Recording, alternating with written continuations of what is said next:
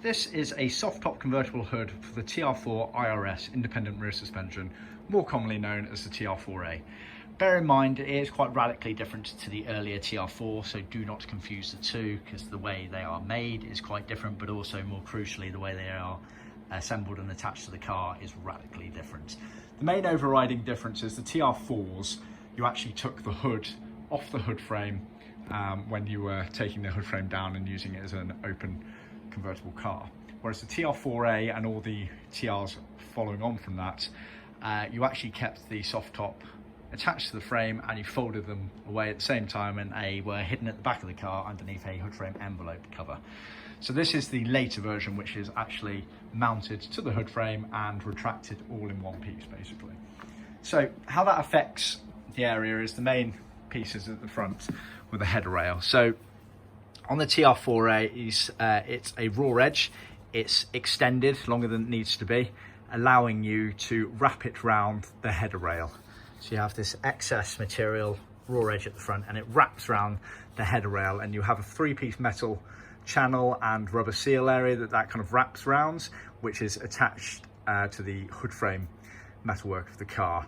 That hood frame metalwork, when this is all attached, is then bolted on effectively to the windscreen frame using sort of toggles, clamps at the front, which are located roughly in the middle next to the rear view mirror, that basically bolt it down onto the windscreen. So you basically use those toggles to unclamp it, peel it back and fold the hood and the hood frame away at the same time.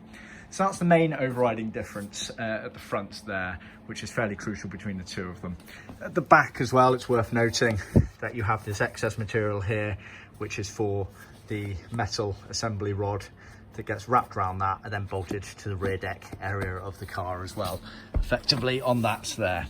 Barring that, there are some subtle differences, but the overall concept is exactly the same as the earlier TR4 hood. So you had these side gutter channels here which collect and deflect the water to the front and to the back. You then had the bits that sit just above the side window and down the B post area, which again is to stop water getting in the car, but also bits of air deflection. You had these tabs here for attaching to the A post pillar frames, etc.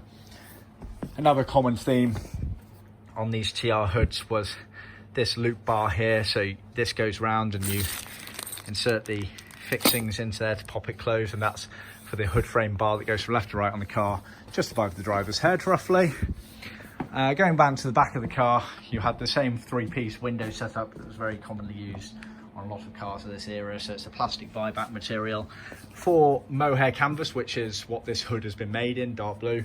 They are sewn in place. For the Everflex PVC, which was original from the factory in either black or white normally, they are HF bonded in, but you cannot do that on Deluxe mohair canvas, so you have to stitch them in.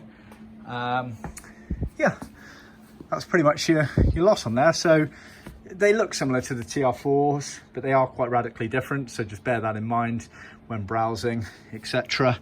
And we can offer these hoods in either PVC Everflex, in a limited range of colours, but certainly more colour options than the original factory offered, or in Deluxe mohair canvas. As per this one, this has been done in dark blue. Deluxe mohair canvas is the creme de la creme of hooding materials. And again, we can offer a nice range of colours on those as well. So see our website for details on that. The hood comes, as per this, all fully stitched, ready to go, ready to be fitted.